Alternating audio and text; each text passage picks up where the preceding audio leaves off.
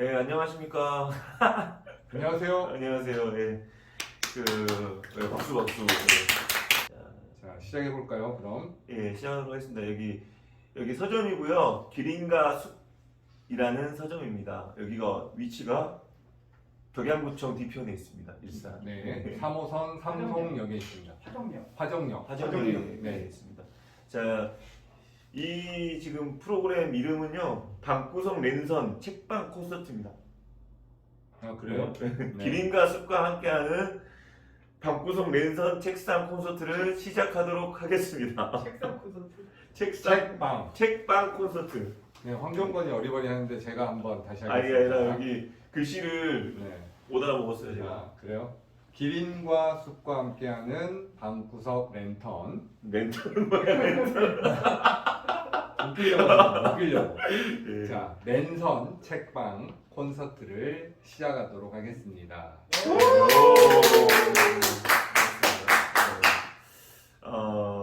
본인 소개를 하셔야죠. 저는 황정권입니다. 네. 네. 네. 그냥 황정권입니까? 아닙니다. 저는 고양예술고등학교에서 그 아이들에게 이제 시와 문학을 가르치고 있는 뭐라고 해야 될까요? 네, 시인입니다. 저도. 네. 네, 저는 이번에 그 책방 콘서트를 하게 된 시스는 이병일이라고 합니다. 반갑습니다. 반갑습니다.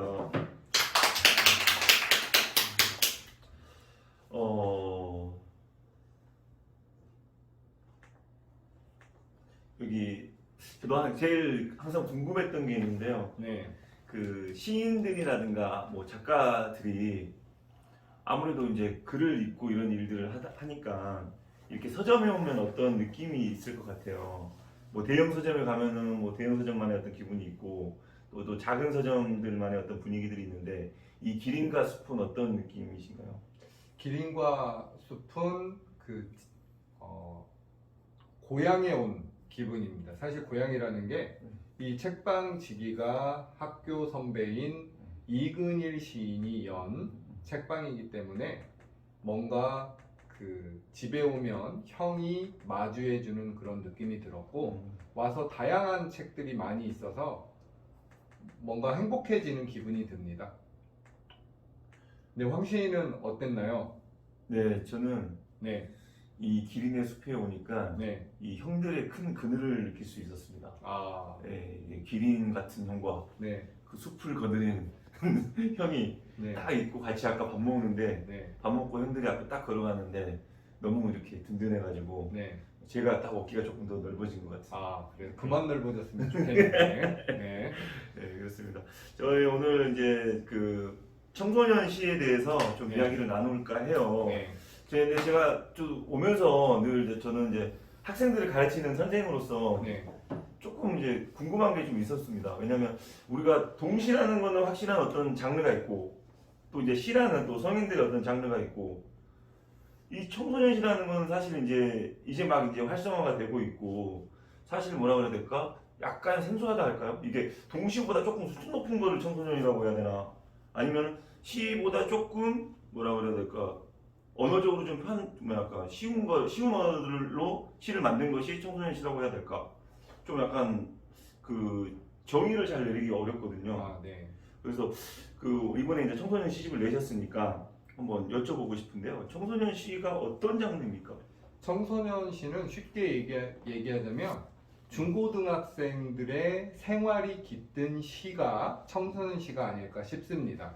뭔가 거창한 것이 아니고 청소년들만이 그 청소년 때에 겪을 수 있는 일들, 네. 이를테면 뭐 친구하고 장난쳤던 일들, 그리고 어떤 뭐 중간고사나 기말고사, 학습평가에서 어떤 실패했던 일들, 또는 본인들이 팥빵을 먹거나 무언가를 먹을 때 가장 행복했던 느낌 같은 것들을 그 자기만의 감성으로 쓰는 게 저는 청소년 시가 아닐까 싶습니다. 예. 그래서 지금 청소년 시집들이 저 앞에 있는 것 같은데 네네. 조금 소개를 좀 해주셨으면 좋겠거든요. 아, 네. 그 청소년 시집을 제가 조금 읽어봤는데요. 배수연 시인의 가장 나다운 거짓말. 네. 그리고 오은 시인의 마음의 일, 네. 그리고 김애란 그 소설가가 아니에요. 네. 네, 김애란 시인의 난 학교 밖 아이, 그리고 유연아 시인의 주눅이 사라지는 방법. 네, 제가 오늘은 이렇게 총 5권만 가져와 봤습니다. 아, 그리고 가장 네. 중요한 거를 또 네. 알아봤어요. 네, 그리고 제가 쓴 그 처음 가는 마음, 세상에 쓸모없는 것은 없다. 네. 나는 쓸모없는 것의 쓸모를 아주 잘 알고 있는 그런 마음이 깃든 시집이라고 할 수 있죠. 사실 황종범과 이병일이 여기에 온 것은요, 기린과 숲의 쓸모를 찾아보기 위해서 여기에 온 것 같습니다. 제 생각에 동의하시나요? 네, 동의합니다. 아, 네. 예, 아까 제가 여기 오기 전에 형의 어떤 큰 그늘을 느낀다고 했는데요. 네. 제가 코로나 때문에 사실 이것도 사실은 항상 우리가 대면으로 이렇게 일을 했던 건데 이렇게 이제 인스타라는 네. 최첨단 방식으로 이렇게 수업이 아니죠, 이거 이런 어떤 콘서트를 하는 게 저는 되게 좋은 추억이 될 것 같아요. 그래서 오늘 또 이렇게 하다 보면은 저희들이 사실 뭐 대본 같은 게 특별히가 있지 않습니다. 왜냐하면 막상 해보니까 그 대본 같은 게 있으면 오히려 좀 딱딱해지고 그렇죠. 좀 재미도 네. 없고 네. 일단 무조건 그 문학도 재밌고 봐야 되는 게 제 생각이거든요. 네. 그래서 이제 없는데 이제 이렇게 같이 하다 보면은 또 이야기가 또 굉장히 농밀해지기도 하고 이상하게 빠지다가 또 다시 돌아오고 괜찮더라고요. 그래서 이제 막 할 텐데 한번 여쭤보고 싶은 게 청소년 시에 대해서 올해는 이제 시집을 이제 3권이나 이렇게 내셨잖아요. 네, 네. 첫 번째 옆구리의 발견을 내셨고 네. 두 번째 99개의 빛을 가진이라는 시집을 내셨고 세 번째는 나무는이라는 시집을 냈어요. 다 이제 성인을 대상으로 한 시집을 이렇게 냈는데 네. 아, 이 청소년 시집을 나도 한번 내봐야 되겠다 이런 생각을 어떻게 하셨습니까? 나도 한번 써봐야 되겠다고 생각한 거는 사실 어떤 그 시인님이 예, 한번 예. 써보면 어떻겠느냐 해서 한번 제가 쓰기로 마음 먹었는데 예. 사실 힘들더라고요. 왜 힘드냐면 원래 하루에 시 한 100편씩 쓰시는 아, 그렇죠. 네, 하루에 100편 능가하게 씁니다. 네. 근데 이 시와 청소년들의 그 간격이 네, 예.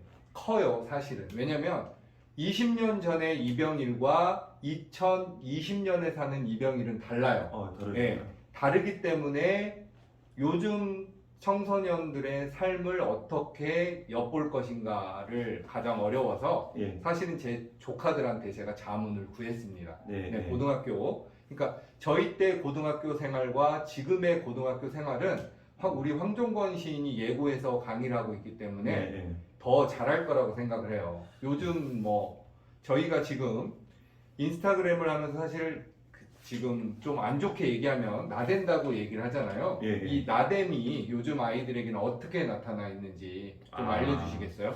안 그래도 요즘 청소년이 어떠냐라는 이제 질문을 되게 많이 받아요. 이제 현장에 있는 사람이니까. 네네. 근데 이제 얼마 전에 이제 그 이혜미 시인이 네. 그 학교에서 프리마켓을 했어요. 네. 그래서 이제 우리 반 애들이 그것을 보고 선생님 우리는 뭐 안 해요? 우리도 좀 하고 싶은데요 그러는 거예요. 그래 그럼 뭘 해보자. 근데 저는 사실 뭐 이렇게 운동을 좋아하는 사람이라서 이런 뭐 아기자기한 거를 잘 이렇게 못하는 사람인데 네. 그러면 우리 무슨 그 시 같은 거 서로 발표하고 낭독도 하고 노래도 부르고 좀 그런 거 한번 해보자. 그래가지고 이제 가을의 작전이다 그래가지고 가을의 작은 전시회를 줄여가지고 이제 행사를 했습니다. 네. 근데 이게 보니까 애들이 딱 5분 동안은 우리 어른들한테 굉장히 잘하더라고요. 그래서 축사도 하고 뭐 이렇게 시도 발표하고 하더니 갑자기 노래를 부르기 시작했어요. 난데없이요. 난데없이 노래를 네. 부르기 시작했는데 네. 웃겼던 거는 뭐냐면 보통 우리 때 나대는 애들은 굉장히 특별한 능력이 있다거나 네. 진짜 뭐 자랑할 만한 것들이 있다거나 본인이 진짜로 뭐랄까 그 자기애가 충만한 애들이 나와가지고 이렇게 했었는데 네. 요즘 애들은 그냥 못해도 상관없는가 봐요. 그래서 그냥 와서 되는 대로 그냥 노래 부르고 나 못해? 그런가? 뭐 이런 식으로 그냥 아무런 부채감이 없는 거예요. 내가 뭐 잘해야 된다는 부채감, 잘 살아야 된다는 부채감, 이 행사가 막 성공적으로 좀 끝났으면 하는 부채감 이런 것이 1도 없어요. 난 그게 정말 부럽고 멋있었습니다. 그래요? 저희 때는 항상 그 반에서 가장 노래 잘 부르고 장난기가 많고 좀 힘께나 쓰는 친구들이 회의를 주도하거나 뭔가를 그 놀이를 이렇게 선정하는 경향이 있는데 요즘은 확실히 다르네요. 그 다른 이유가 뭘까요? 사실은 그 요즘 친구들이 가장 많이 하는 것이 저는 인스타그램이라고 생각을 해요. 네. 인스타그램에 왜 많은 것을 그 투자하느냐면 인스타그램을 함으로써 내가 타인에게 발견되기 때문에 인스타그램을 많이 하는 이유가 여기에 있지 않을까 싶습니다. 누군가 나를 알아봐 줄 때 우리는 뭐가 생기냐면은 뭐가 생길까요? 자신감도 생기고 자기 자존감도 올라간다고 생각이 듭니다.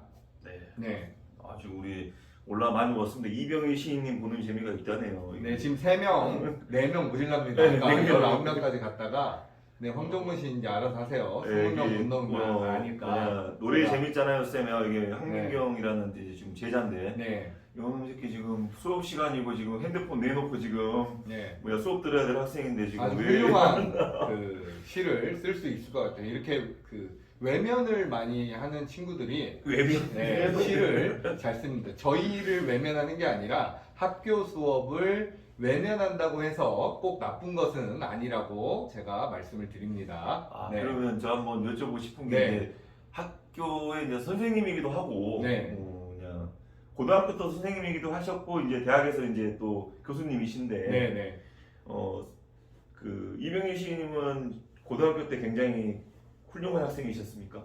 고등학교 때요? 예. 별로 안 훌륭했습니다. 여기 이소연 시인이 이병일 시인 학교 다닐 때 싸움 못해서 맞고 집에서 울며 왔대요. 맞아요. 이게 이제 왜 맞았냐면 제가 울보였어요, 사실. 울러가지고. 근데 그걸 저희 아들이 똑같이 닮았더라고요. 그래요? 네. 근데 어느 순간에 내면에 제가 늘 항상 얘기하는 게 제 안에 천사가 있어요. 1004명이. 근데 악마 이병일도 2명이 있더라고요. 근데 악마 2명이 나올 때는 세상 그 무서울 게 없겠죠. 네. 그래서 사실은 또 그런 악마들이 시를 쓸 때는 착한 이병일과 악마 이병일을 왔다 갔다 하는 어떤 지점이 있는 것 같아요. 그래서 뭐 통통 튀는 감각이라던가 아니면 우리가 보들레르 악의 꽃처럼 뭔가 비극적 인식을 쓰려고 할 때는 그런 악마가 내 몸에 접신됐다고 생각을 합니다. 그런 지점을 보면 처음 가는 마음은 이런 거머리 소년의 그런 악마의 어떤 검은 그림자가 들어있기도 하고 때로는 천진난만한 그런 그 따뜻한 마음을 가진 소유자가 이 안에 들어있다고 저는 생각을 합니다. 그러니까 시가 아니었으면 그 악마로 살 수도 있었는데 그렇죠. 시가 있었기 때문에 조금 더 이렇게 그 세상의 어떤 것들과 조우하고 만나고 또 눈물도 흘릴 줄 알고 이렇게 된 것입니까? 그렇죠. 사실은 문학이라는 게 뭐 대단한 것이 아니라 어제 제가 이제 이소연 시인의 고란이라는 산문을 읽어봤어요. 근데 이제 명산문이죠. 그렇죠. 거기에 이제 제가 느낀 게 있는데 장자 패는 사람을 이라는 시를 읽었는데 세상에 쪼개질 것이 없는 나라는 가짜 같다는 그 이소연 사유를 보고 되게 놀라웠어요. 여러분들이 기회가 된다면 장자 패는 사람 이소연 시인이 쓴 그 시를 한번 읽어봤으면 좋겠습니다. 지금 17명, 18명, 20명이 안 넘어가네요. 지금. 큰일 났습니다 지금. 비극적 인식을 하면 악마가 접신한다는데 20명이 돼야 될 텐데. 지금. 그렇습니다. 그러니까 고등학교 때부터 이렇게 그래도 쭉 제가 알기로 있기로는 사실 뭐 고등학교 때부터도 이제 사실 시로서 가장 유명한 그 대산 청소년 문학상을 또 수상하신 걸로 알고 있습니다. 네, 맞아요. 어떻게 아셨어요? 제가 수상한 잔지. 수상한 잔지. 대단하신 것 같습니다. 제가 그 시도 모르면서 네. 쓴 시가 그 있어요. 그냥 선생님께서 어디 문학상에 응모한다. 네. 여기에 이제 사인을 해라 해서 사인만 했는데 진짜 그 눈뜬 그 눈을 가리고 이렇게 그 냇가에 네. 빠져서 이렇게 손으로 이렇게 딱 잡을 때 붕어가 딱 잡히잖아요. 네. 그런 것처럼 그 얻어 걸렸어요. 청소년 문학상이. 근데 그 얻어 걸렸지만 그 작은 수상 하나가 네. 저를 문학의 세계로 끌어들여서 공부를 오래 하게 만들었죠. 네, 네. 이제 뭐 이병현 시인이야 가방끈이 아주 긴 시인입니다. 우리나라에서 배울 수 있는 건 다 배웠어요. 아직 못 배웠습니다. 인생은 그 아직 그 인생이란 그 가방은 너무나 길기 때문에 매도 끝이 없는 것 같습니다. 네. 항상 척척 박사가 돼가지고 저한테 빨리 논문 안 쓰냐고. 네. 이제 그런 건 절대 얘기 안 하고요. 이제는 이제 이 황종건은 이제 저보다 어른입니다. 애가 둘이라 어르신 둘 잘 모시라고 항상 긍정의 말만 하고 있습니다. 네. 네, 원래 같았으면 예, 시인으로서도 선배이기도 하지만 제 인생의 또 선배이기도 해서 먼저 아기 낳고 이렇게 사는 인생 뭐라 그래야 될까요? 뭔가 책임지는 인생에 대해서 먼저 이제 가르쳐 주신 분이기도 하고 그래서 제가 더 잘 따르는 또 형이자 또 큰 사람입니다. 그래서 이제 제가 항상 궁금한 게 그래요. 이런 청소년 시에 비하면 어떤 쇼미형 됐어요. 네. 저는 이제 어쩔 수 없이 네. 시로서 대학을 가고 네. 어떤 문해 창작이라는 어떤 행위를 통해서 대학을 보내야 하는 입시를 하는 선생으로서 늘 그 딜레마가 있습니다. 네. 어쩔 수 없이 이제 수상 내역을 가지고 이 친구의 어떤 가능성을 가지고 그냥 이제 대학을 보내야 된단 말이에요. 저 같은 경우는 애고 선생님도 하셨으니까 네. 잘 아시겠지만, 근데 상을 받는 시가 있고 네. 또 자기한테 주는 시가 있고 네. 그리고 남들이 좋아하는 시가 있고 네. 또 자기가 좋아하는 시가 있고 또 나는 싫은데 사람들이 좋아하는 시가 있고 네. 이 청소년 시도 보면은 되게 좀 아이러니한 게 일반적으로 백일장에서 대상을 받는 진짜 청소년 시들, 청소년들이 쓴 시랑 네. 이 시인들이 쓴 청소년 시인가의 어떤 괴리감이 없다고는 할 수 없거든요. 네. 분명히 있습니다. 네, 네. 그것이 어떤 차이점이 있고 좀 저는 사실 그 좋은 황종근 시인이 좋은 이야기를 했는데요. 저는 백일장에서 뽑히는 1등시는 별로 좋지 않다고 생각합니다. 왜냐하면 억지성이 너무 있고 기성가계를 너무 기성의 어떤 그림자를 따라하려고 하는 어떤 그림자들이 많이 보여요. 그래서 오히려 저는 청소년들의 생활상이 깃들인 시가 더 좋다고 생각을 합니다. 그렇기 때문에 저는 제 생각은 그래요. 그런 류가 많이 보이는 작품에 저는 눈길을 모아주려고 하고 있습니다. 네. 그렇기 때문에 제가 훗날 저하고 마주치면 저는 그런 류를 쓰는 학생들을 응원해주고 싶고 그런 친구들에게 격려해주고 싶습니다. 특히 저도 그렇지만 고등학교 때 저는 상을 거의 못 받았어요. 왜 못 받았냐면 왜 못 받았겠어요, 황종근 씨? 시를 엄청 못 썼어요, 사실. 네. 제가 오늘 얘기했지만 고등학교 때도 시도 못 썼고 대학교 1, 2학년 때까지 제가 시를 너무 못 썼어요. 왜 못 썼냐? 여기 기린과 숲에는 이 장대한 이 독서가 이렇게 많은데 근위대 형을 제가 이 고등학교 때 만났다면 이거를 진작 섭섭을 해가지고 제가 만 19세에 제가 대학 신춘문학 5관왕을 했겠죠. 제가 조중동과 함께 5관왕. 근데 그때 근위대 형을 못 만났거든요. 제가 이 기린과 숲이 그때 있었으면 어떻게 했습니까? 근데 진짜 대학 와서 읽은 게 기영도고 황동규고 정현종이고 그때 고전이라고 했던 것들을 대학생 때 읽었습니다. 깊이. 까미도 마찬가지고. 그리고 20살 때 읽었던 까미의 베스트를 코로나가 왔을 때 지금 읽으니까 또 다시 새로워졌습니다. 그런 게 뭐겠어요? 어떤 문제의식이 있을 때 그것을 어떻게 대응할 것인가라는 생각, 즉 사유가 넓어졌다고 생각을 해요. 20살 때는 20살만의 생각이 있고 또 청소년기는 내 내면이 어때요? 미성숙하니까 생각이 많이 바뀌죠. 바뀌면서 또 실패도 많이 하고 그런 것들 때문에 많이 뒤숭숭할 거예요. 기분이 좋았다가 또 그 다운됐다가 다시 올라왔다가 그런 시기가 있었기 때문에 지금의 이병일이 있었고 그런 청소년기가 있었기 때문에 문학 공부를 하게 되는 동기가 만들어졌지 않을까 싶습니다. 네. 이게 콘서트인데 이게 네. 그 이병일 시인의 어떤 그 작은 강의라고 그래야 되나요? 사실 네. 강의 엄청 잘하시는 분인데 그 저도 이제 직접 들어보기도 했고 근데 여기서 이렇게 방송으로 말하는 게 참 이렇게 뭐랄까 뭐 편서도 할 수도 없고 네. 예, 좀 어려움이 있지만 그래도 아주 네. 의미 있게 지금 듣고 있습니다. 다들 이제 궁금해하는 게 아까 네. 이야기 나왔던 질문도 있고요. 네. 여기 이제 또 아까 그 기린을 닮은 형 하나 또 하나 있는데 그 형은 무슨 공감하는 능력이 좀 필요할 것 같다라고 네. 얘기를 하고 하는데 이제 조금 구체적으로 작품을 좀 보면서 네. 좀 얘기를 할까 합니다. 일단 그 이병일 시인 시집 말고 네. 저 여기 시집 중에서 좀 좋았던 시들을 조금 읽고 네. 이런 지점이 청소년 시의 특징인 것 같고 좋은 점인 것 같다라는 것들을 좀 이렇게 알려주셨으면 좋겠거든요. 아, 저는 주눅이 사라지는 방법 유연아 네. 시집에 네. 두 편의 시를 한번 읽어볼게요. 두 편의 시. 네. 네. 내가 말 안 하는 이유. 엄마한테 말하면 말이 안 통하고 네. 선생님한테 말하면 일이 커진다.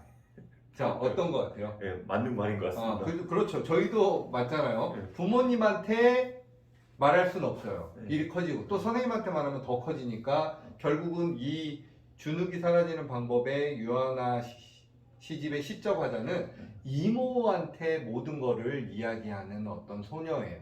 아, 이거. 네, 네. 그러니까 나를 가장 잘 알아봐주고 내 마음을 이해해주는 사람한테 우리는 뭐가 가요? 눈길이 가요. 저도 마찬가지예요. 저도 그 문학을 한다고 하니까 전부 다 10이면 10명이 뭐라고 하냐면 아 문학하면 밥도 못 먹고 굶어 죽고 평생 그런 말이 가난하게 많죠. 산다. 가장 쓸모없는 게 문학이다. 그거 뭐하게 하냐. 이런 사람들이 많아요. 근데 어떤 형님이 그 문학에서는 삶을 구원할 수도 있다. 어때요? 문학을 통해서 그리고 누군가에게 힘이 될 수 있는 게 사실은 문학일 수도 있어요. 네. 사실 그 얼마 전에 그 조용필 선생님이 어떤 얘기를 했냐면 옛날에 조용필 선생님이 밤무대를 뛰면 5천만 원을 줬대요. 한 곡 부르는데. 근데 어떤 아버지가 장문의 편지를 쓰셨대요. 강원도 두메산골에서. 우리 딸이 어떻게 아픈데 조용필 선생님의 고추잠자리 노래를 듣고 싶었대요. 근데 그날 모든 스케줄을 취소하고 조용필이 선택한 거는 그 강원도래요. 강원도. 강원도에 가서 그 소녀에게 뭘 해줬어요? 가장 행복했던 기억을 만들어주기 위해서 거기로 갔대요. 근데 이분한테는 뭐가 있어요? 예술가의 정신이 있어요. 네, 우리가 딴따라라고 얘기하잖아요. 근데 딴따라가 아닌 거예요, 이분은. 네. 그리고 고추잠자리 시도 보면 사실은 엄마야 나는 왜 어때요? 시예요. 꿈틀거리는 어떤 자아가 있기 때문에 그런 지점이 이 유연아 시집에 있는 것 같습니다. 눈 깜짝할 사이에 벌어진 일은 황종근 시인이 한번 읽어보실래요?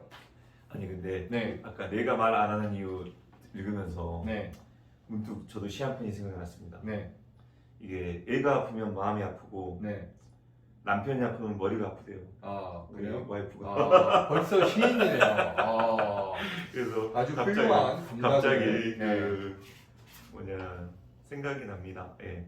눈 깜짝할 사이에 벌어진 일이라는 시를 한번 읽어보도록 하겠습니다. 눈 깜짝할 사이에 벌어진 일. 우리 반 그놈이 교실이 떠나가라 떠들어댄다. 별 얘기도 아닌데 애들도 덩달아 낄낄거리며 떠들어댄다. 우리 반 그놈은 선생님도 함부로 못하는데 전번에 의자를 부쉈는데도 조용히 넘어갔는데 키도 작고 친구도 없는 그 애가 제일 앞자리에 앉아 턱 깨고 딴 생각만 하던 그 애가 투명 인간 취급받던 그 애가 책상을 치고 일어나 조용히 해 이게 네 교실이야? 라고 소리쳤을 때 우리 반 그놈이 눈을 끔뻑거리며 말없이 자리에 앉았을 때 나는 사이다를 마신 것처럼 속이 뻥 뚫렸다. 정말 눈 깜짝할 사이에 벌어진 일이었다. 어때요? 너무 좋은데요? 네, 이 찰나. 네, 우리는 그 등치가 컸다고 그 마음의 근육이 그 등치만 하다고 생각하지 않습니다. 황정권 시인의 등치는 사실 황소거든요. 근데 이 황정권 시인은 제가 볼 때 시인들 중에 가장 마음이 여려요. 이 황정권 부락부락 이 근육인데 진짜 순수하고 눈물도 많고 연하고 해서 제가 많이 토닥토닥 해주는 경험이 있는데 그래서 제가 한번 들어볼게요. 황정권 시인한테 가장 힘센 말이 뭐라고 생각하세요? 힘이 센 말. 네, 가장 힘센 말. 힘센 말. 쉽게 생각하세요. 쉽게. 네. 힘이 센 말. 네. 뭐 저는 아직까지는 뭐 아내라고 생각합니다. 안 해요?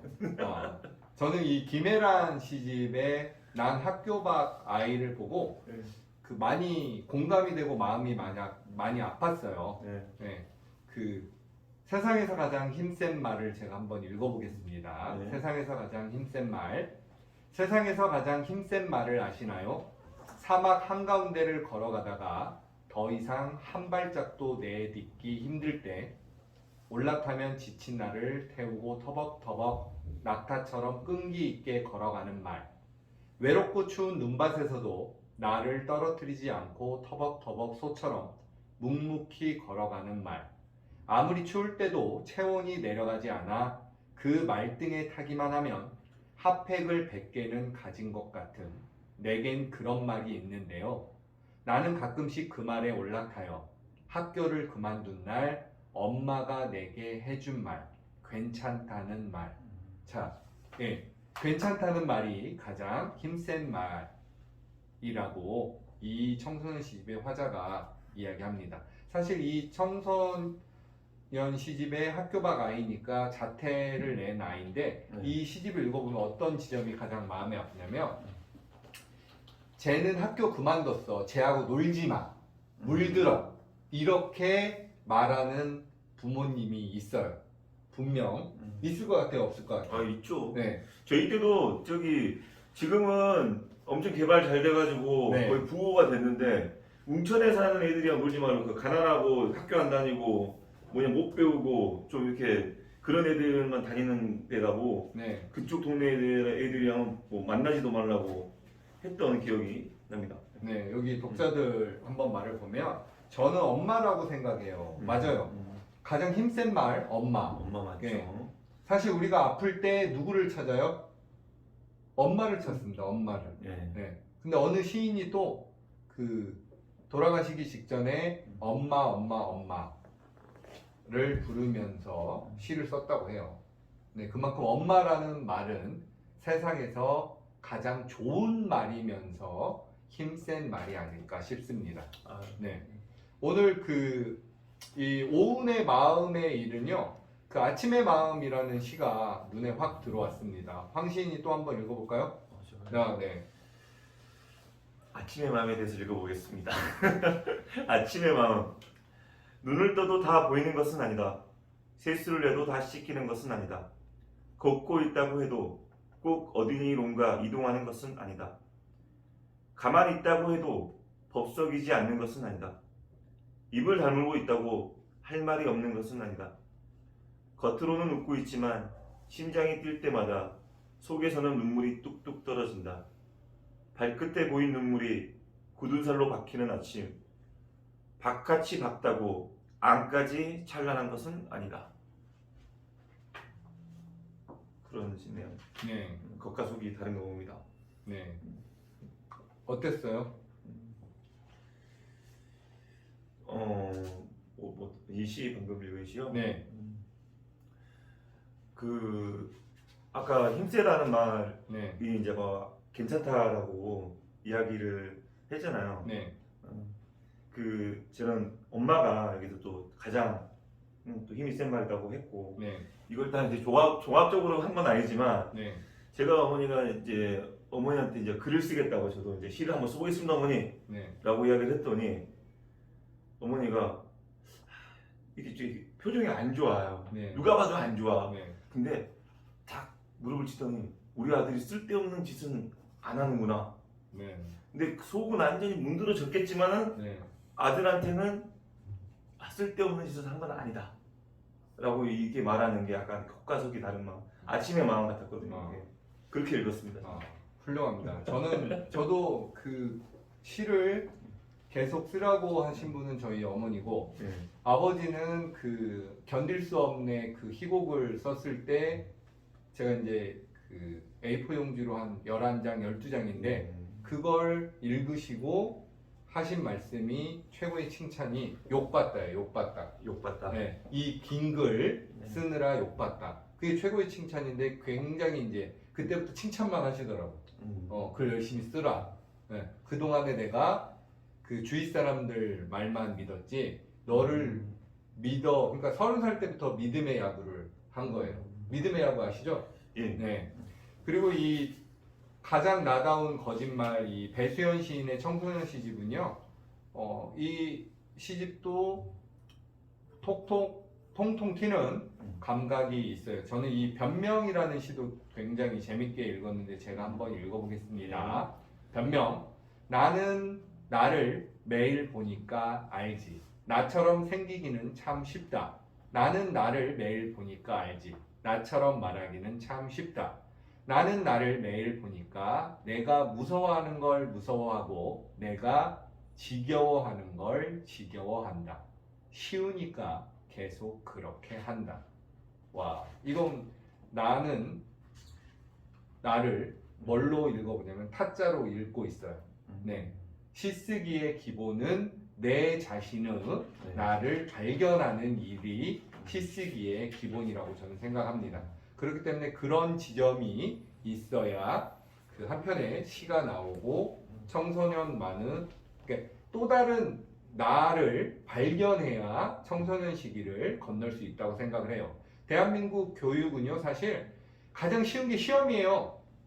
시험으로 모든 학생을 줄을 세워버립니다. 말 잘 듣게. 예. 황정권 신 시험 잘 봤어요? 저는 네. 뜻밖의 공부를 잘했습니다. 아 그래요? 예. 국어 몇 등 했어요? 국어 시험. 저는 네. 수능에서도 한 개인가 두 개밖에 안 나왔어요. 진짜 수능 천재네. 네. 그럼 지금도 내신 지금 국어 1등이니까 네. 민원 넣어가지고 한번 성적표 한번 받아볼까요? 진짜인지? 예, 진짜로 봐도 되고 아. 수능을 지금 봐도 됩니다. 저는. 아, 그래요? 아 훌륭합니다. 황정건의 뜻밖의 발견. 네, 뜻밖의 발견입니다. 수능 국어 한 문제밖에 안 틀렸다고 하니까 네. 고양역 학생들은 시수업 시간에도 황정건 시인한테 국어에 대해서 쓸데없는 질문을 많이 했으면 좋겠습니다. 예. 네. 이제 이때까지는 이제 뭐랄까 다른 청소년 시집들을 했고요. 네. 이제 저는 사실 제 마음이 가는 쪽은 이 처음 가는 마음입니다. 네. 어찌할 수 없는 마음인데 혹시 이 시집에서 본인이 생각해도 참 좋고 잘 썼다라는 시가 있나요? 매달리기라는 시가 있는데요. 매달리기. 네. 몇 페이지일까요? 58페이지. 58페이지. 네, 제가 읽어보겠습니다. 네, 끝까지 지켜주시면 저희가 퀴즈를 2문제를 내서 이 처음 가는 마음과 그리고 이 기린과 숲에서 발행되는 커피 2잔을 선물로 드리겠습니다. 네, 그러니까 그게- 꼭 나가시지 마시고 끝까지 있으시면 곧 퀴즈를 이 매달리기라는 시를 읽고 한 문제의 퀴즈를 내겠습니다. 네. 자, 제가 한번 읽어보겠습니다. 매달리기. 우리는 죽을 때까지 매달리기를 해야 한다. 그림자는 종일 내 몸에서 매달리기 중이지만 나는 힘들어하지 않는다. 그림자가 되고 싶다. 떨어지지 않기 위해 새는 깃털 하나로 흔들리는 중력에 매달리고 물고기는 거꾸로 도는 비닐로 강바닥에 매달린다. 무언가에 매달려야 살아가는 것도 있고 무언가를 매달고 살아야 하는 것도 있다. 자, 황신 어떻게 보셨습니까? 병신이다. 역시. 확실합니까? 눈이 멀어버릴 것 같은 말이라고. 근데 아직 안 멀었잖아요. 네. 좋습니다. 이렇게 그림이 딱 그려지는 것 같아요. 네. 그래서 네. 진짜 나는 매달려서 살고 있는 것인가? 네. 뭔가를 또 매달고 살고 있는 것인가? 네. 굉장히 고민하게 되는 또 시이기도 합니다. 네. 예. 그래서 이 시를 근데 왜 이렇게 본인이 좋다라고 생각을 하시나요? 저도 지금 매달리기 중이잖아요, 우리는. 네, 황씨는 윤재하고 윤수리가 매달려 있고, 저는 이소연 씨한테 제가 매달려 있다고 생각을 합니다. 그렇기 때문에 무언가에 매달려야 살아가는 인생과 무언가를 매달고 살아가는 인생들이 서로 같은 길을 바라보면서 같이 간다고 생각을 해요. 그거를 이제 동행이라고 생각하는 건데, 그렇기 때문에 우리는 우리 몸에서 그림자가 나오지 않으면 우리는 벌써 죽은 겁니다. 맞죠? 물고기에게는 불에가 있어야 사는 거고, 네, 기린에게는 머리통을 매달고 살아야 기린은 행진하는 거기 때문에 우리 인생은 모든 것을 매달리기 위해서 살아간다고 생각하기 때문에 이 시가 저는 삶의 문제의식을 갖고 있다고 생각됩니다. 네. 삶의 문제의식. 네. 제가 그냥 좋아하는 시 하나 저도 이병희 시인에게 처음 가는 마음 네. 한번 읽어보겠습니다. 짝사랑 속마음 털어놓지 말라고 혼자 끙끙 앓는 불씨가 된 밤. 이 불씨는 번지지 않는다. 책과 필동을 태우지 않는다. 더운 숨만 훅훅 끼치게 한다. 심장이 콩말만한 나는 그의 앞에서 무슨 말을 해야 할지 몰라 입꼬리가 무거워진다. 그의 이름만 써도 몰라 그냥 기분이 좋아진다. 먹부리고 싶어졌다. 제목이 짝사랑입니다. 짝사랑입니다. 짝사랑하면 청소년기에는 말을 못하겠죠. 본인이 가장 좋아하면 못하는 거고, 초등학생 때는 본인이 좋아하는 애를 많이 괴롭힙니다. 그래요? 네. 안 그랬어요, 황시인은? 저는 네. 약간 그때부터 약간 로맨티스트여가지고 네. 매일같이 장미 한 송이를 그 집 앞에다가 던져주고 왔어요. 네. 이소연 시인이 짝사랑 뭐라고 얘기해서 대학원 다닐 때 제가 이소연 시인을 조금 괴롭힌 것 같은데 아닌가요? 네, 죄송합니다. 네. 네. 네. 이 보면은 전반적으로 시집이 저는 이제 가장 우리 이병희 시인의 큰 장점이라는 거는 이 삶에서 삶과 자연을 이렇게 같이 이렇게 동등선상에 올려놓고 자유롭게 이렇게 이야기를 하면서도 뭐라 그래야 될까, 맑은 물처럼 흐르는 그런 언어들이 있거든요. 이 시집들이 그래서 조금 더 반갑게 느껴졌습니다. 다소 이제 항상 시인이라고 하면 당연히 이미지를 잘 써야 되고 빼어난 상상력이 있어야 되고 이런 것도 중요하지만, 제가 이번에 이병희 시인이 낸 처음 가는 마음에서 읽어낸 것들은 오히려 그런 것들이 사라지고 이 사물을 대하는 마음, 그것들을 이렇게 읽을 수가 있었거든요. 그래서 그러면 이 청소년 시집이 우리 청소년들에게 어떤 영향을 미칠까요? 어떤 영향을 미칠까요? 제가 얘기했잖아요, 여기. 쓸모없는 것에 쓸모를 이야기해봐라. 보통 우리가 아이들을 혼낼 때, 야! 뚱딴지 같은 얘기 하지 마. 너 그러려면 방에 들어가! 이러잖아요. 이게 굉장히 잘못된 거예요. 왜냐면 거기에 대해서 이야기를 해줘야 되는 거예요. 사실 제가 저희 집 어르신하고 같이 학교를 갔는데 이 어르신은 개교기념일을 몰라요. 그래서 내가 내일 개교기념일이네. 내일 어때? 놀이공원 가고 우리 청룡열차나 탈까? 이러니까 개교기념일이 뭐냐고 저한테 묻는 거예요. 그래서 내가 학교 생일 하니까 그렇다면 학교 생일이 엄청 크겠네 이러는 거예요. 거기서 내가 진짜 무릎을 쳤습니다. 우리는 학교 생일이라고 하면 케이크가 왜 클까 하니까 모든 학생들이 한번 케이크를 갖고서 한번 쌓는다고 생각을 해보세요. 운동장에. 그럼 학교 케이크는 얼마나 커야 돼요? 운동장만해져야 된다는 거예요. 그리고 우리는 늘 모르잖아요. 사춘기 며칠 왔어요? 사춘기 며칠 왔냐고? 네, 며칠. 저 사춘기가 없었습니다. 지금까지 사춘기인 것 같아요. 제가 볼 때는. 네. 요즘 조금 문제를 가져서 사춘기가 없어졌는데 이런 겁니다. 저희 그 어르신께서 사춘기는 몇 분 오는 거냐? 몇 분. 몇 분? 네. 오. 그래서 제가 깜짝 놀랐어요. 와, 그럴 수도 있구나. 그리고 진짜 뭔가를 좋아하고 뭔가에 집중하는 아이가 있다면 사춘기 안 올 수도 있어요. 응. 근데 사춘기는 우리가 늘 얘기하잖아요. 제 사춘기야 말할 때 그걸 규정을 안 했으면 좋겠어요. 부모님들이. 예. 본인도 사춘기라고 안 느껴야 사춘기를 지나가는 거지. 제 사춘기야 건들지 말해 하면 오히려 사춘기라고 과잉 반응을 받아주게 되고 오히려 더 보호하게 되잖아요. 그렇죠. 그렇기 때문에 그걸 깨야 되는 거예요. 그런 네. 언어들이 조금 주는 그 뭐냐 오히려 그런 것들이 있죠. 저희도 그 재미난 게 제 아버지가 또 나름 게 굉장히 가부장적인 또 군인이었고 그랬기 때문에 그런데 언젠가 집에서 딱 두 가지 말을 없애자 이야기를 했어요. 그게 뭔데요? 그랬더니 남자 여자라는 말을 없애자. 너무 좋았어요. 그게. 그래서 남자가 어떻게 해, 여자가 어떻게 해, 여자니까 해, 뭐 이런 것이 이제 딱 사라지니까 네. 집에서 좀 건강해졌어요. 전부 다 이제 아. 같이 막 이렇게 하는 것들이 있고 조금 더 이제 배려하게 되고, 예, 그래서 저도 요즘에 제 안에도 그런 것들이 있을지 몰라서 그런 뭐랄까 학습화되게 하는 말들이나 뭔가 이렇게 나를 규정시키는 말들을 조금 이렇게 제거해가는 일들을 하고 있는데 굉장히 의미 있는 일인 것 같습니다.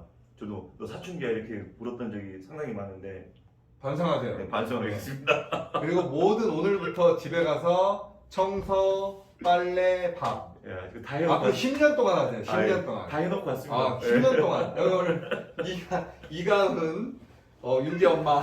잘 아니, 보세요. 이거- 황종건 시인이 10년 동안 한답니다. 오늘부터. 마음 편히 먹길 빌겠습니다. 네, 좀- 네. 자 그러면 네, 네. 아, 퀴즈를 내볼까요? 퀴즈. 퀴즈를 자, 좀 내고 우리 이제 네. 좀 상도 좀 이거는 이병희 시인이 자신의 어떤 사재를 털어서 자신의 어떤 카드로 이게 네. 드리는 상이기 때문에 네. 또 좋아요. 그리고 저는 늘 자랑하고 싶은 건데 우리 이병희 시인은 이게 보일까요? 이게 이 글씨가 그냥 해병대 글씨입니다. 그냥 아주 그냥 훌륭합니다. 이렇게 잘 쓰는 시인이 없어요. 이렇게 그 뭐랄까 글씨를 잘 쓰는 시인이 없는데 딱 사인해가지고 이렇게 직접 보내드리도록 하겠습니다. 네. 자, 퀴즈를 한번 사인 내보세요. 한번 보여주세요. 네. 어우 진짜 근데 너무 멋있어요. 여기 해병대 경례를 하고 있죠 글씨가. 필승인가요 해병대? 네. 자 오늘 또 우리가 이제 이거 가지고 이제 우리가 퀴즈를 낼 거거든요. 우리 둘 다 썼어요 이거. 네. 한번 보여주시죠. 저희랑 이 출판사랑은 전혀 하등의 관계가 없습니다. 네. 그런데 이게 다니엘이 시를 만나는 날. 네, 다니엘의 비룡서에서 나왔고요. 네. 그 이상희 선생님이 옮겼습니다. 네, 네. 그렇습니다. 그래서 저희들이 각자 구입할 정도로 꽤 괜찮은 책을 만났어요. 보자마자 반한 책은 또 오랜만인 것 같습니다. 네, 그래서 자 여기서 그 다니엘이라는 친구가 공원을 가게 됩니다. 그래서 이 공원을 가가지고 뭐 거미한테도 물어보고 다람쥐한테도 물어보고 뭐 개구리한테도 물어봅니다. 너 시가 무엇이냐? 시가 뭐야? 라고 이제 물어보는데 먼저 퀴즈를 한번 내보시죠. 네. 다니엘이 거미에게 시가 무엇냐고 이야기를 합니다. 그럼 거미가 대답을 어떻게 했을까요? 1번 이거 객관식인가요? 네, 주관식. 주관식. 식이 아닌 객관식으로 한번 해볼게요. 1번 아침 이슬이 반짝이는 거야. 2번 나무 위에 청설모가 있어. 3번 해가 떴어. 4번 달이 떴어. 5번 황정건이 왔어. 몇 번일까요? 몇 번일까요? 먼저 댓글 달아주신 분에게 처음 가는 마음 한 번 보내드립니다. 저기 형수님 저 지인들 제 지인은 상관없겠구나. 그 빼고 보내드리도록 하겠습니다. 아무도 지금 네. 16명 답글을 안다네요. 답글. 답글 정답 올라왔습니다. 네, 또 말씀해 주시 어디 사시는 네. 누굴까요? 클릭을 한번 해봐요. 김명신 선생님이었습니다. 네. 항종건이 왔어. 네, 김명신 선생님 1번 또 한 명 왔네요 여기.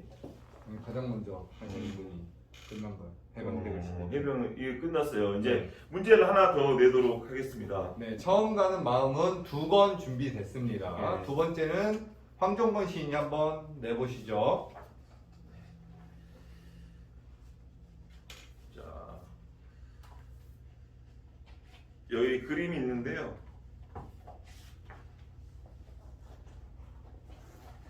그림이 이렇게 있습니다. 이게 그림만 보이죠. 글씨는 잘 안 보일 거예요. 그 글씨가 안 보이고 이 설명을 하자면 어둑어둑한 그림자가 이렇게 있고 이제 귀뚤귀뚤 소리가 주위에서 이제 가득한 가을밤입니다. 딱 지금 오늘 같은 가을밤일 것 같아요. 그래서 귀뚜라미한테 계속 뭔가 질문하는데 귀뚜라미한테 대답을 안 하고 귀뚜라미한테 이렇게 시가 뭐야? 라고 이제 항상 질문을 하거든요, 이 다니엘이. 근데 여기서는 질문을 하지 않아요. 왜 질문을 하지 않을까? 내가 좀 그런가? 자, 다니엘이 쉽게 가야 될 것 같아요. 너무 어려워졌어요. 자, 부엉이가 있습니다. 부엉이가. 이 부엉이한테 시가 뭐냐? 이렇게 물어봤어요. 시가 뭐라고 부엉이가 어떻게 답했을까요? 1번 그건 나뭇가지 사이로 반짝이는 별이야. 2번 반짝이다만 별이야. 3번 허리띠를 졸라낸 별이야. 4번 눈을 뜨고 죽어가는 별이야. 5번 어쩌다 반짝이는 별이야. 네, 답을 한번 알려주시기 바랍니다. 네. 문제 좀 잘 내주세요. 죄송해요. 제 문제가 좀 어려워서 다시 한번. 또 정답 나왔습니다. 정답 나왔습니다. 아이디를 읽어드려요. 아이디가 1116. 112 눌러보세요.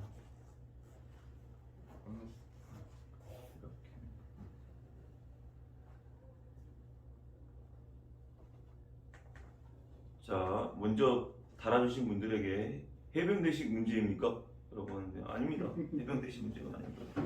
전역한 지는 오래됐어요. 근데 전역을 안 하십니다. 저희 아버지도 해병대 출신인데 아직도 해병대 반바지를 입고 목욕탕을 가셔요. 전역을 안 하셨어요. 네, 그래서 우리 오늘은 방송 때문에 안 차고 오셨는데 원래 항상 해병대 알반지를 이렇게 차고 계시는 분인데 없습니다. 자, 이제 네, 송출이 좀 늦게 되고 있습니다. 송출이 늦게 되고 있고요. 이게 저희도 여기서 되게 좀 헷갈리는 게 저하고 여기서 방송하는 것과 저기서 방송하는 것도 약간 시차가 좀 있어요. 그래서 뭐 어색한데 또 하고 있습니다. 예. 전역을 안 하기는 이병희 씨. 예. 시에 대해서 한 줄, 시 한 구절 잘 쓰신 분은 병이 시집 하나 보여준다.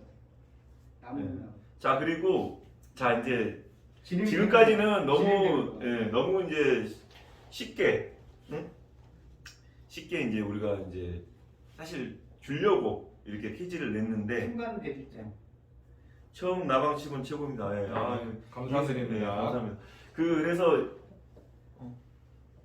오늘이 금요일 밤이잖아요. 흔히들 이제 불금이라고 합니다.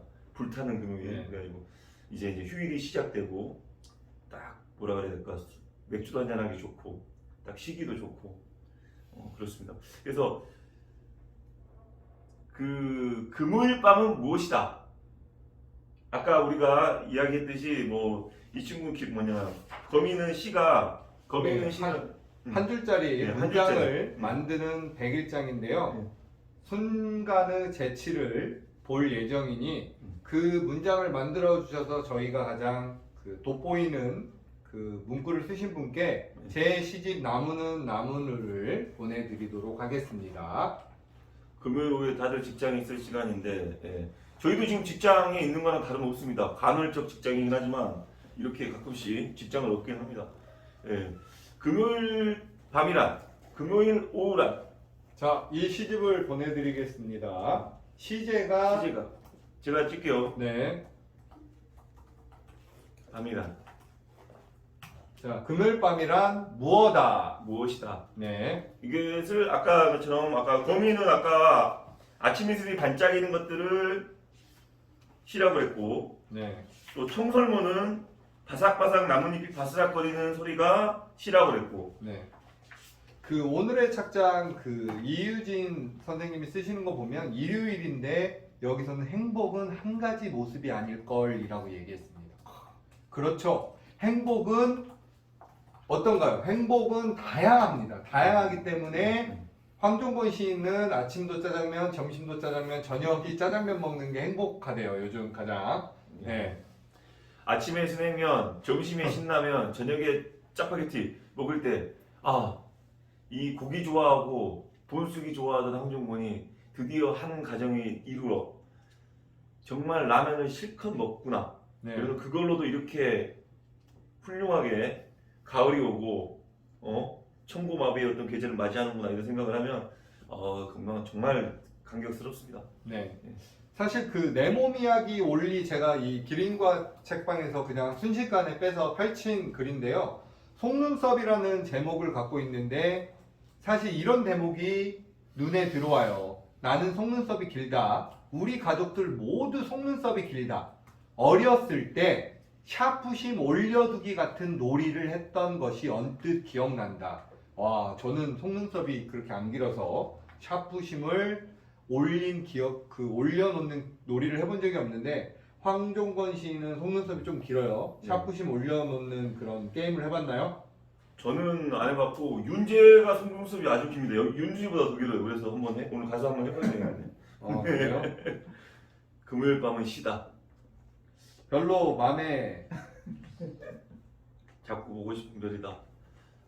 좀 기발하고 이렇게 재미난 것들을 원하고 있어요 지금. 네. 마지막 한 방이 없습니다. 너무 진지해요. 너무 진지해. 20분이 갑자기 들어왔다. 20분. 네, 진지한. 너무 진지한 건 안 돼요. 진지한 건. 금요일 밤이라 오늘 이거 해결할 때까지 아무도 못 나옵니다.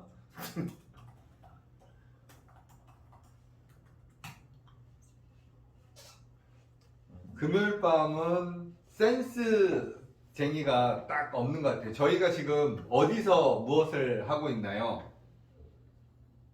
그렇죠. 네, 그렇죠. 네, 이런 센스가 필요한데. 그러니까 쉽고 뭐 여기도 있고 여기도 네. 있고. 기린이 가장 좋아하는 숲에 와 있는데 금요일 밤이란 대답이 없어요. 책이 이게 뭔가 이렇게 그 매력적이지 않나 봐요. 옛날에 제가 여수 갓김치로 네. 그 오행시 대회를 한번 했었는데 네. 참여자가 한 300명, 400명 됐었습니다. 아, 그래요? 역시 네. 시보다 김치의 쓸모가 더 있는 거 아닌가. 예. 금요일 밤은 누군가가 기린과 소품청에서 짝사랑의 시간. 네, 이소연 시인에게 드리고 싶은데 이소연 시인은 제가 현금을 따로 드리겠습니다. 이 시집은 다른 분에게 드려야 되기 때문에 다른 분이 멋진 금요일 밤은 떡볶이다. 아니 금요일 밤에 당장만. 누굽니까? 이분 아까 대략 선물 선물 드렸는데. 네. 금요일 밤에는 그림과 숲이다. 이분 드리시죠. 이분 드리시겠습니다. 네. 아이디가 예. 눌러보세요. 일룸 엄마의 서재. 제 책상이 일룸 겁니다. 엄마의 서재. 제가 원래 뽀로로 책상, 아이디. 그 애기들 책상 그거 쓰다가 나무는 일룸 거를 쓰게 됐는데 네. 좀 과분해요. 지금 글 진짜 못 쓰면 안 될 정도로 아주 훌륭한 책상인 것 같습니다. 그래서 일룸 엄마의 서재도 가봤어요. 되게 좋습니다. 네. 네. 이렇게 만나다니. 금요일 밤엔 기린과 숲이다. 역시. 네, 훌륭하십니다. 네. 오늘 김명신 선생님하고 그 테라킴 선생님인가? 네. 예. 1116. 네, 예. 그리고 일룸 엄마의 서재 이 세 분은 그 기린과 숲에서 메시지로 이 기린 주인에게 연락드립니다. 네, 연락을 드린다고 합니다. 다 적어놨어요. 네. 네. 자, 이제 슬슬 마무리를 지어볼까 합니다. 오늘 기린과 숲에서 저는 아주 즐겁게 책하고 네. 놀다 간 것 같습니다. 이렇게 그 주인장 이근일 시인이 이렇게 좋은 기회를 주셔서 저는 또 오랜만에 황종건 시인도 근 1년 반 만에 네, 엄청 본 것 오랜만에 같습니다. 네, 오랜만에 봐서 되게 좋았던 것 같고 또 황종건 시인은 또 이제 끝 인사 한번 하시죠, 같이. 네. 그 우리가 이제 어쨌든 여기서 보면은 뭐 방구석 랜선 책방 콘서트라고 이렇게 하고 있습니다. 이게 무슨 이제 작은 서점들 뭐 지원 사업인데, 네, 그러니까 이런 작은 서점들 오면 약간 특별한 책들을 만나요. 네, 그리고 이 또 작은 서점들을 운영하는 사람들은 대부분 조금 작가이거나 네, 책에 대한 애정과 그 삶의 깊이가 굉장히 깊은 사람들이 이런 것도 운영합니다. 그래서 책이 이제 대형 서점에 깔리는 그런 베스트셀러들도 있지만 그 책방지기가 하나하나 한 땀 한 땀 이렇게 그런 책들을 만날 수가 있어요. 그래서 그냥 뭐 찍어도 100점인 것처럼 아무 책이나 골라도 이렇게 좋은 책을 만납니다. 그래서 오늘 저도 여기 올 때마다 책을 사가는데 여러분들도 여기 무엇보다 이 서점이 있다는 것, 그리고 이렇게 책이 있다는 그런 삶, 그러니까 언제든지 내가 감동받을 수 있고 그 감동을 위해서 내가 진심을 다할 수 있는 삶, 그런 삶을 기린과 숲에서 한번 찾아봤으면 네. 좋겠습니다. 저희 아들이 들어온 것 같아요. 아빠 서진이에요. 서진아, 서진아 사랑해. 넌 나의 왕자야. 네. 그리고 여기 또 보면 명언을 썼어요. 금요일 밤은 옆구리의 발견이다. 와, 아주 훌륭하세요. 예, 첫 애정이 있는 시집이죠. 그래도 그렇습니다. 예. 네. 저는 엇구리의 발견을 정말 잘 팔리는 수 있는 시집이라고 생각했는데 아직 한 10세 안 나갔나요? 네, 황종건이 아직도 1세밖에 안 팔아가지고 국민 1세로 남아 있습니다. 예, 자, 저희는 이제 시간 관계상 마지막 예. 방송 여기서 마치도록 하겠습니다. 아까 어떤 분이 기린과 계속해서 라방으로 정기적으로 네. 해줬으면 좋겠다고 좋은 의견 남겨주셨는데요. 저희도 이런 기회를 자주 만들어 보도록 하겠습니다. 예, 저도 이렇게 보니까 뭐 좀 거칠긴 해도 이렇게 이야기하고 소통할 수 있어가지고 너무너무 좋았습니다. 즐겁고요. 이제 인사하겠습니다. 저기 자. 카메라 2대나 있어요. 안녕히 계세요. 네, 오늘 감사합니다.